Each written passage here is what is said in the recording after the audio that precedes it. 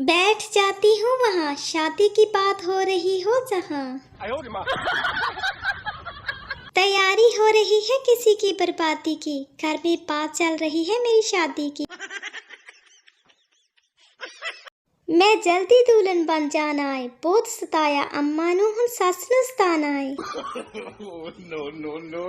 सुनो जाना, हमारी शादी में आधे घंटे की ब्रेक होगी, जिसमें सब घर से खाना खाकर आएंगे।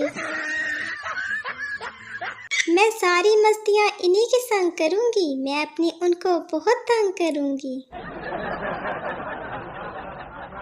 अल्लाह जी मेरे होने वाले शोहर के लिए रिज़्क़ के तमाम दरवाजे खोल दे, मेरे बहुत खर्चे हैं।